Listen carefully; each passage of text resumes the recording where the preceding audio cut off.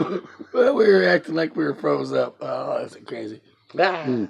Welcome back to Deano and me. Huh? Yep, Aunt T Pathfinder here. This is session 13. Session 13. Ooh, lucky Yeah. 13. Exactly. Of Deano and me sessions. This is how we roll. Welcome back to everybody. It's great to be here. I love it here. I This is love my it here, home, too. actually, so of course I love it here. Me too. It's kind of cool here. And she's got a crystal ball. I don't. Yeah, you better see that baby. Here we go. Yeah, giving you effects. You don't have to pay extra for all this cool. That's good right there. I like it. All right. We have the power. We're going to talk tonight. Not Bigfoot, not UFOs, cryptids, nada. We're going to talk. Well, it could be because we're going to open the barn door in Teresa's head again. We're going to climb up in there and ask her questions about how she started and her sessions with her hypnotherapist and her thoughts on a lot of spiritual stuff. So put that seatbelt on. Yeah, this is part 3 of my spiritual origin story. So, and remember, this is my memories, my beliefs in what I believe happened. Beliefs in what I believe happened. You know, there you go. This has happened from her view, Hollywood. Yeah, and anybody who doesn't want to believe in it, it's perfectly your right to do so. You know, I have no problem with that. I don't know why. I just need to say hey to Shamel. Love you, Shamel, in Washington, and all the girls. But you're doing a great job. You're a great mama. Them wonderful pictures you always put up on Facebook. Keep them coming. You're the coolest. And all the rest of the family as well. Yeah, everyone. All 3 generations of my nieces and nephews, and all 3 of my sisters here. My bro, who's just kind of in a partridge in a pear tree. Yeah, he's definitely in something out there. Hey, Shamel. Cool. Sasquatch stories still, Michelle. Take your time. We'll do whatever, whenever. Yeah. We're going to start doing this more professionally with real mics and real editing. Besides that picture you just posted, Michelle, that you're standing inside a cave by the ocean. Haven't seen it yet. That is hardcore. I'll give you a B+ on that. No, I haven't seen it yet. I don't know. Well, it caught me, and if you're in a dark place like that, all you need to know is I'm there with you. Yeah, you can feel my hugs, baby girl. Because there's no stress that you can feel that God's not there with you. You take that. That's how you roll. Yeah. You're surrounded by love. Yeah, I know some a lot of girl songs on the guitar too. And I heard you sing. You throw them pipes out pretty good, so golly. Yes. As a matter of fact, just Rolling in the Deep, Adele. I was so happy to hear that. Play that. I ain't got nobody to sing that with me. You know, nobody's got that. Nothing. Let's get back to Teresa's head. Okay? We were in my head was a love for all of them. Loving you, Shamel. I had to get that out. All right. Tonight, we're going to talk about, well, we've already rolled into a little bit of Teresa's sessions and how she got where she was. And we were probably on like session 2 or 3. We had finished up with session 1. I mean, your first session with your hypnotherapist. With, yes, the one that I had missed. I had missed going to her office because I can't get serious till I eat my cough drop. Okay, go. Okay, we're good. Yeah, anyway, the awesome lady. I appreciate her so much. And sessions kind of blurred together, really, in that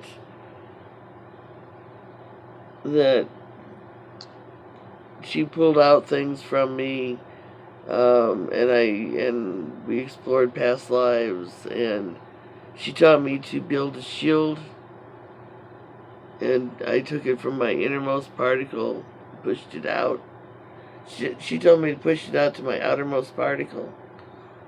Whoa, that's what started the journey, actually. Your That outermost took me particle. My outermost particle. From my innermost to my outermost. Sounds like science. That's a spiritual trip. Like being outside of yourself? Is completely? In ways, No, you yes. you never are completely, you said, until you die, right? Well, yeah, you're always attached. Okay. Always attached to the material body until you die. So, but with this, she taught me without really understanding how much she was teaching me about what could overlap and what could hinder and what can influence our pathways. Okay, before we get too far down the road and detailing on this, I wanted to ask you, like I asked earlier, if I asked you to make me a business card of what you do in your profession in that realm or that spiritual world, I'm a cleaner. what would the card say? A cleaner. I'm a cleaner. I go in and between all parts and particles of a place or a being to clean out what is not supposed to be there.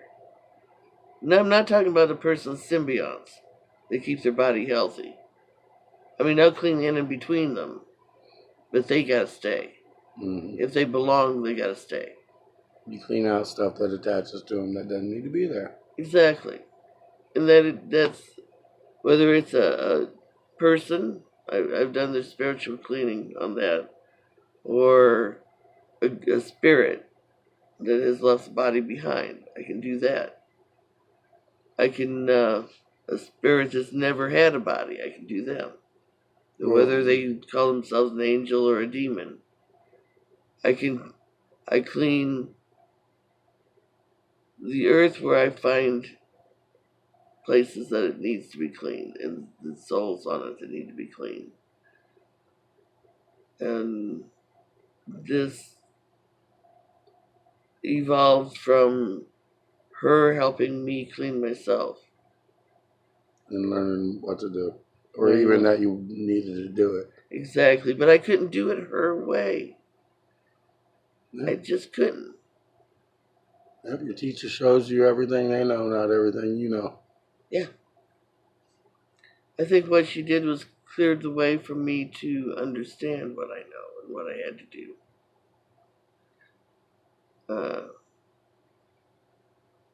So when did you realize that you learned how to speak to people spiritually? And in my head. St. Michael was the first one? Michael's always been with me. Looking back, he's always been with me, but so has other things coming and going.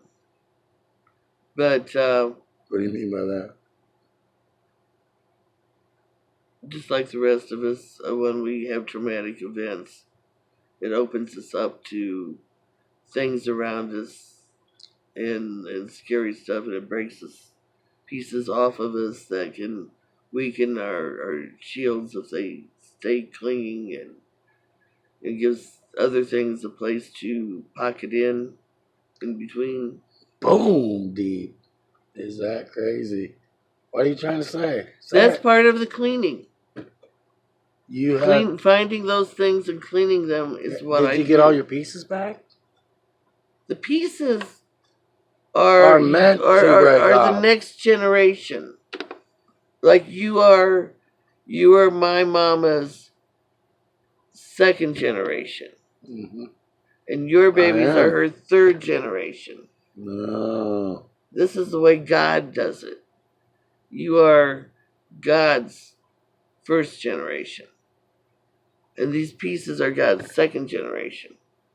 Wow, is that cool? And they can even have a splitting off in the third generation because of trauma.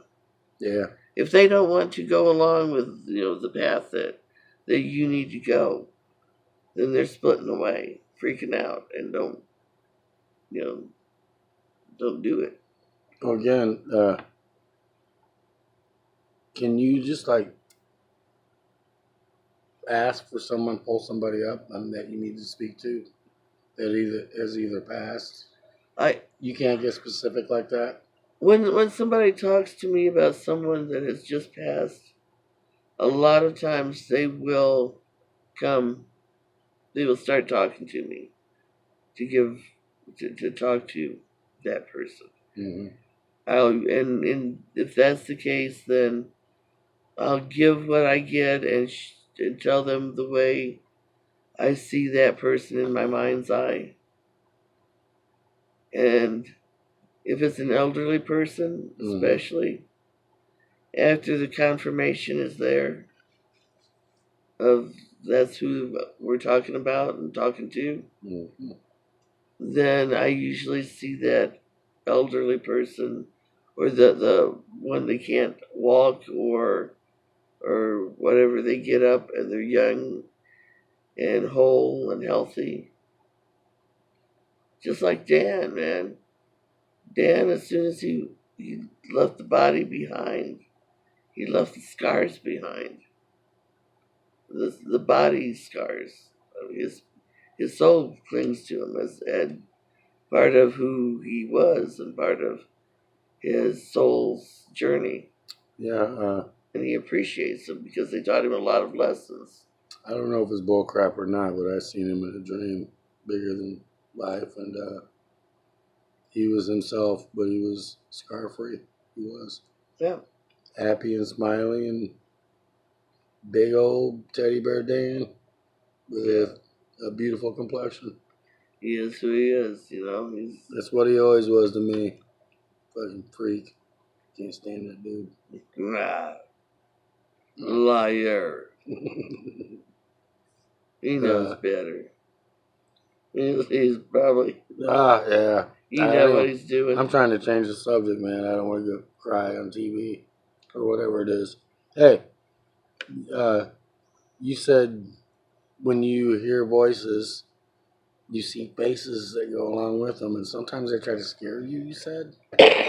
Oh, that was in the beginning. Really? That was in the beginning when I started... Can you hear voices without seeing a face to it? Sometimes. Or smells. Smells can come along with them in the beginning. Smells are strong. Yeah. Yeah. You ever smell something and it triggers? Exactly. You do? Yeah. Or that comes with a lot of people, that when the loved one passes, a lot of times that scent comes to them, even though there's nothing around that could cause that scent. Like fresh brewed coffee, when there's no way there's fresh brewed coffee there. Oh, God, I was just thinking about Dan. Him lifting his leg and clearing the whole living room. Oh. Oh, that reminds me of Dan. Oh, no. Oh, my God. Funny and crap. He could definitely beat me at that game. I'm glad I wasn't there for that game. I would need a gas mask. What is the strongest that you ever felt, to where you know that you did good and yet something happened that you really prayed or like to clean a lot, or something changed after? What's your biggest accomplishment to you? Well, we were talking earlier about as I was doing my cleaning in the very beginning, and just not even thinking about cleaning the world, just cleaning me. I started getting bombarded by the spirits, the dark ones, that I could see them in my mind's eye, full body.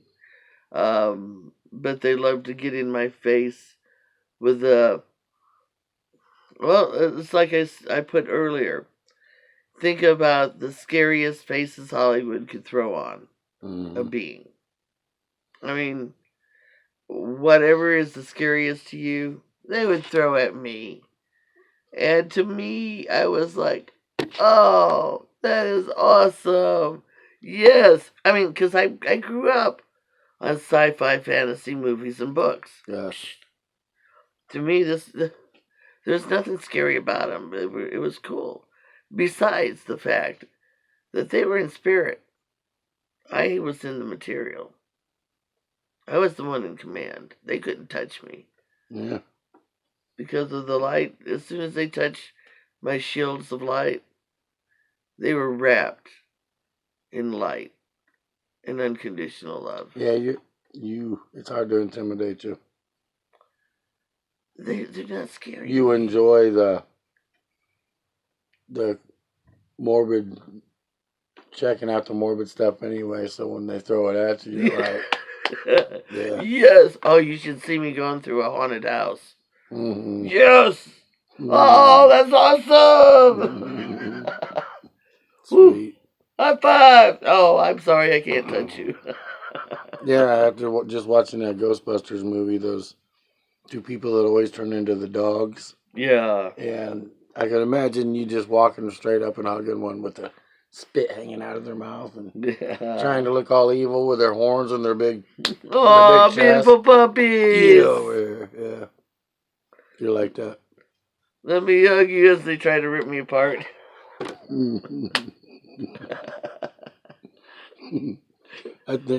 I loved it when he said,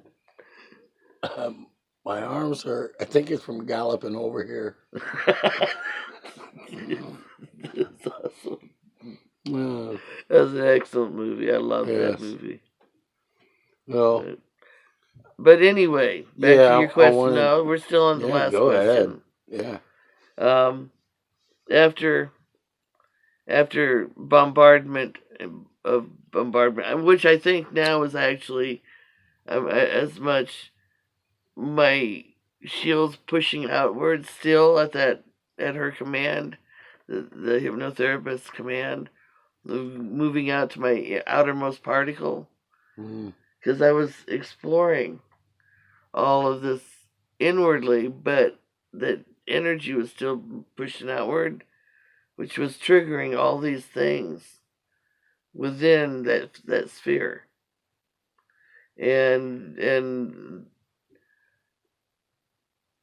so the dark one, well, let me put it this way, and I know nobody's going to believe me.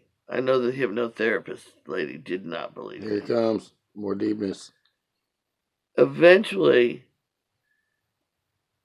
the bombardment of dark winds got less and less. And it was almost like they were eager to jump into that light, to be clean. Because they were going, as soon as they were clean, they were going home to the light.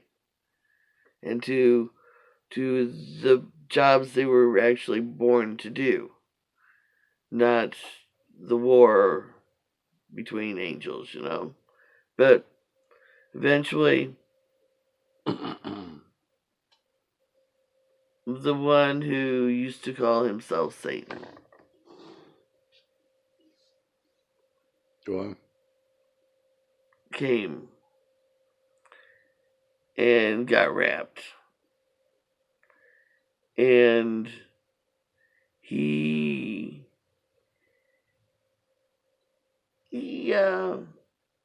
was really hard to clean. No. But he was bound. Wrapped tight. And I couldn't let him go. But I didn't know how to clean him yet. That deep. So I went to between wrapping him and going to the hypnotherapist lady,